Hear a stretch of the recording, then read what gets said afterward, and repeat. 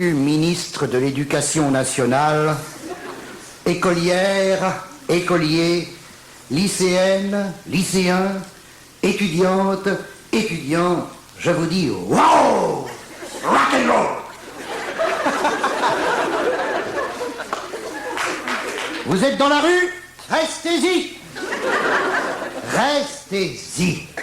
L'air que vous respirez est bien plus salubre que celui qui vous oppresse dans vos casernes qui puent la vieille urine. Société hypocrite. À la télévision, tu montres à tous les gosses des paysages de rêve, des aventures fantastiques, des cascades de cristal, des océans infinis, des montagnes farcies de fleurs, et tu voudrais que les mômes aillent s'enfermer de 5 à 18 ans, 6 heures par jour, entre 4 murs qui s'écaillent et dont les fenêtres donnent sur une cour de récréation aussi étroite que la cervelle d'un ministre de l'Intérieur.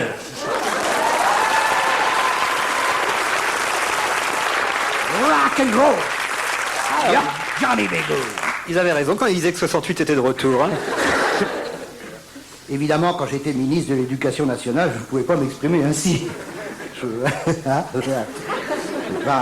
On m'aurait dit, Coco, bon, ce que tu dis est vrai, mais vois-tu, si tu conseilles aux jeunes de rester dans la rue, quand est-ce qu'on va revisser les poubelles? S'il n'y a pas de poubelle, où les électeurs vont-ils déposer leur chewing-gum? Dans les orodateurs. Or, on ne peut pas dévisser les orodateurs. D'abord parce qu'on a paumé la clé, et ensuite parce qu'on a besoin de pognon pour acheter des poubelles. C'est ça la politique de la ville. Un orodateur, une poubelle, un orodateur, une poubelle, un orodateur, un contractuel, etc. Il faut penser à tout ça quand on est un élu responsable. Mais maintenant, rock'n'roll, que je ne suis plus élu et parfaitement irresponsable, Johnny B. Good. Je vous dis, restez dans la rue, on the road again. Asseyez-vous sur les trottoirs, le printemps est là, accouplez-vous sous les platanes avant qu'on les dévisse.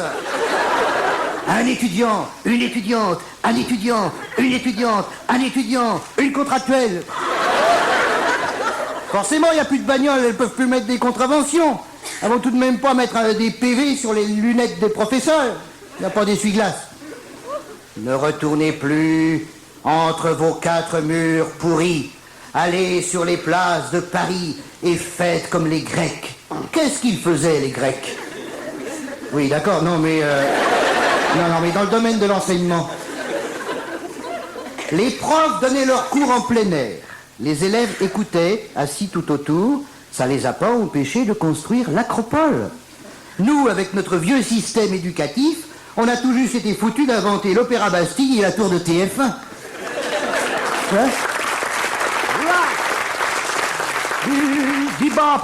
Et puis, quand vous en aurez marre de la ville, filez vers la campagne, allez voir les paysans et dites-leur, nous allons vous faire découvrir Lamartine. Et les paysans diront, ouais, amenez la salope. Rock'n'roll, rock, rock. Et ils enfourcheront les étudiantes et vous chevaucherez les paysannes. Et vous mettrez ainsi le doigt sur le malaise rural. Et puis, quand vous en aurez marre de la campagne, vous irez voir les marins pêcheurs et vous leur direz, nous allons vous faire découvrir Lavoisier. Et les marins diront, ouais, amenez la salope.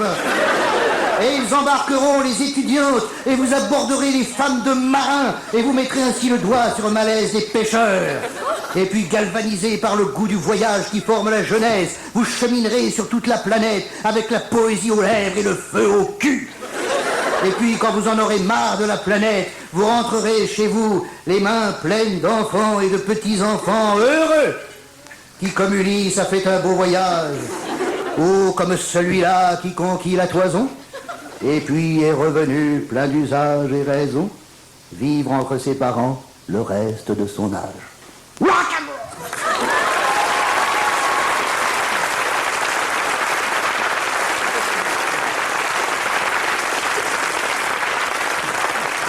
Ah ça. On m'avait dit que ça perturbait l'horaire d'été, mais maintenant je le crois. Hein.